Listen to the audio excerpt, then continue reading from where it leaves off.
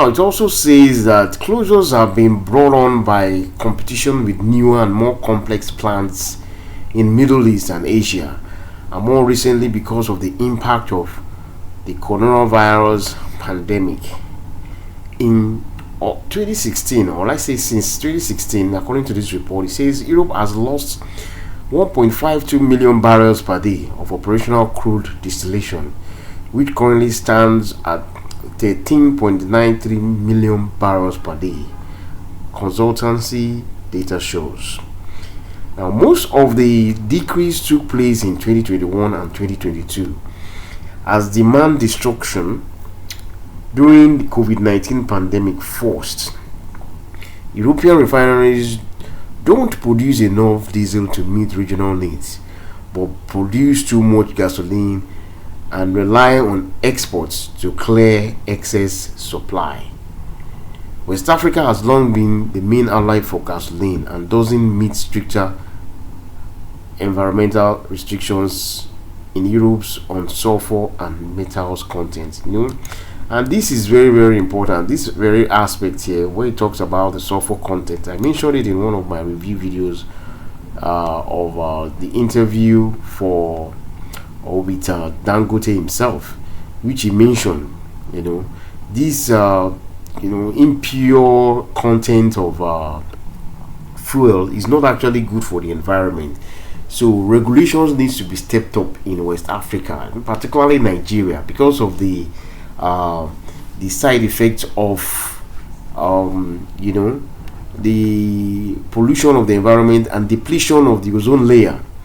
Now here this is a particular diagram here, a graph that is showing the. All right, so let's just take a very brief editorial review of this article that I found on the internet, and let's just have a sober reflection on how we need to look inwards, all right, in Africa, and develop our own homeland.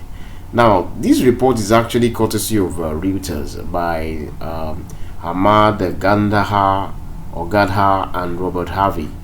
All right, let's sit back, relax, and see what we can learn for life and not for school.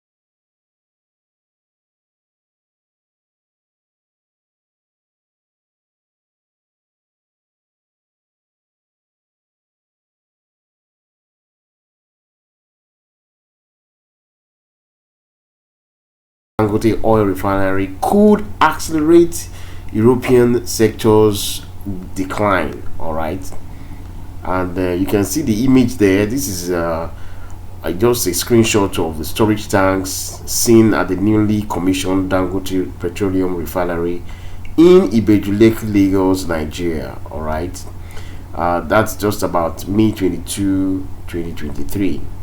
Now, Nigeria's giant Dangote Oil Refinery could bring an end to a decades-long gasoline trade from Europe to Africa worth 17 billion a year, heaping pressure on European refineries already at risk of closure from heightened competition.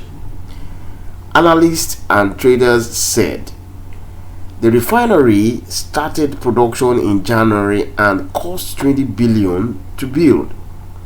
It can refine up to 6 50,000 barrels a day and will be the largest in Africa and Europe when it reaches full capacity this or next year. Alright, so then it now continues to say that it has long been touted as the turning point for Nigeria's quest for energy independence. Nigeria is Africa's most populous nation and its top oil producer, yet imports almost all its fuel due to lack of refining capacity. Now, that I would say that is quite gross. I mean, how can a country as potent as Nigeria be importing all its refining products, when you have local capacity to do that?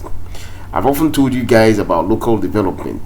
You can never ever discard the importance of indigenous or local development, because that is the basis of even science and technology.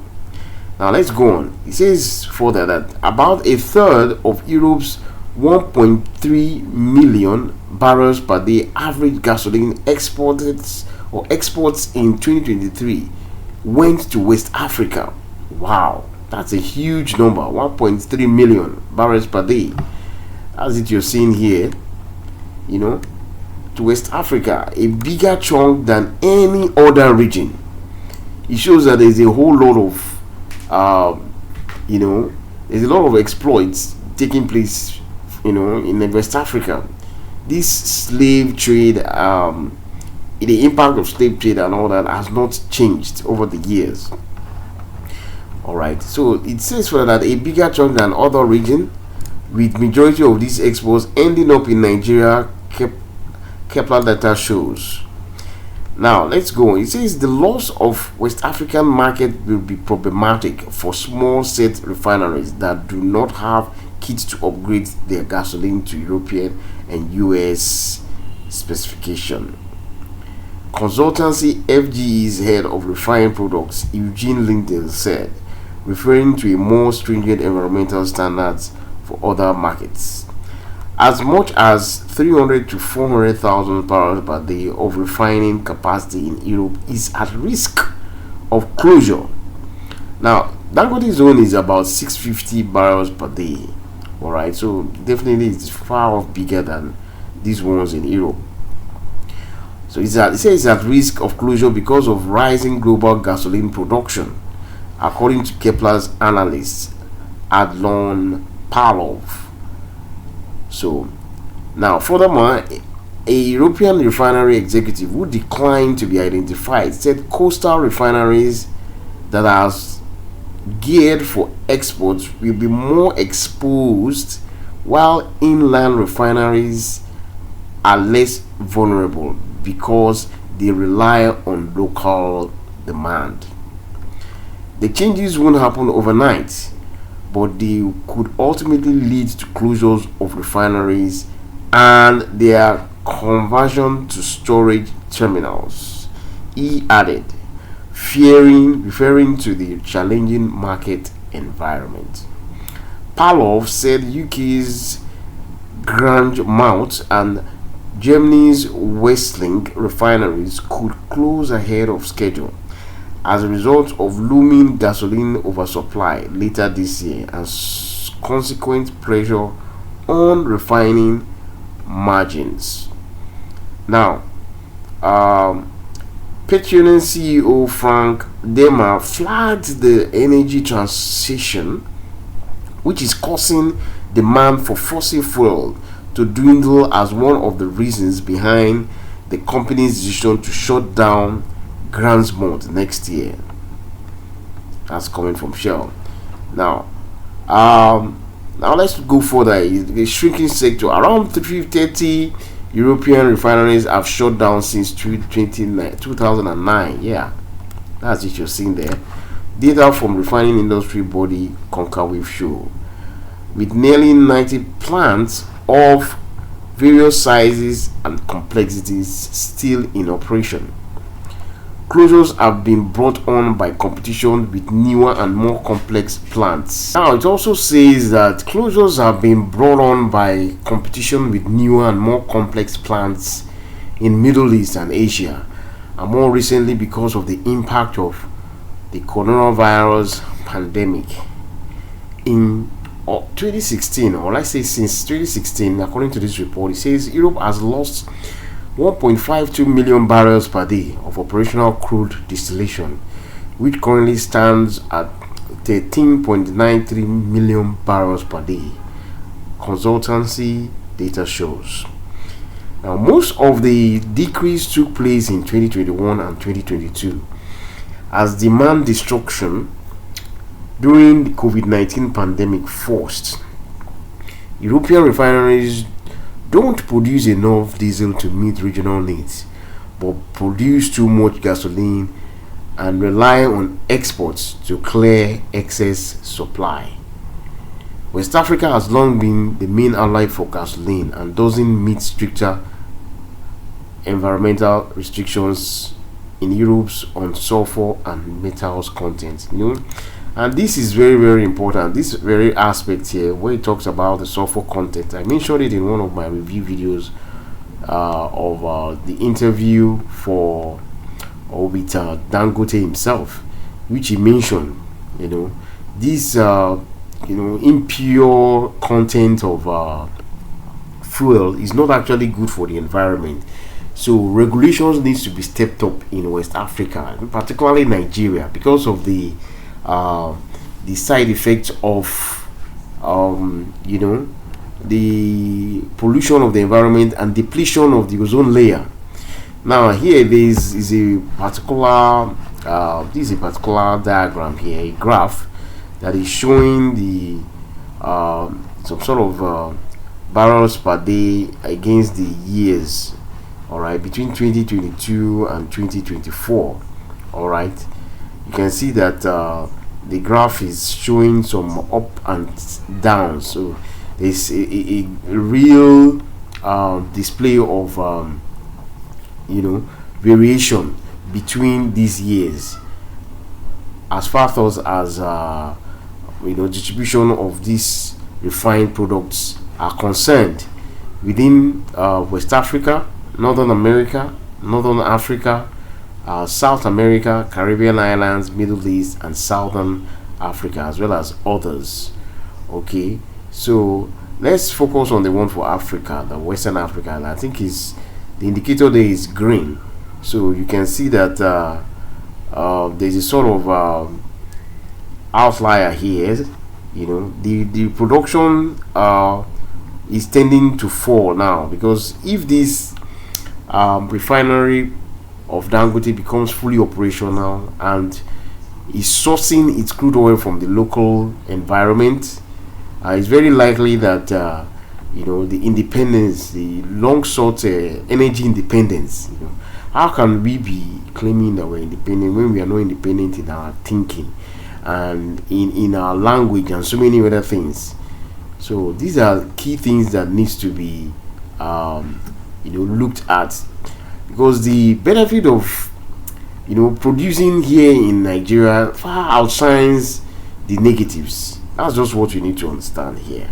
All right, so this image summarizes the barrels per day that is consumed by these regions, all right, particularly Nigeria. So let's go on and read the article. Now, the trade accounted for 17 billion in 2023, according to the price data from Argus Media Reuters calculations. All right. Now, they also mentioned here that the Dangote Refinery is funded by Africa's richest man, Aliko Dangote. All right, and then was configured to produce as much, that's the refinery, as much as 53 million liters of gasoline a day. That's about 300,000 barrels per day. All right. The drop in West African imports, all right, will coincide with environmental laws in Northwest Europe that will focus plants to reconfigure, seek new markets for lower quality gasoline, or close down. Now, why should Africa, West African imports, look at it here, let me just highlight this here. Why should West African imports be targeted with lower quality gasoline? This is not acceptable. And I just, let's just pray that those in authority will do the right thing, because these gasolines are of lower qualities, are detrimental to the environment, to the ozone layer, as well as to the engines. All right, the engines that they use to power various applications.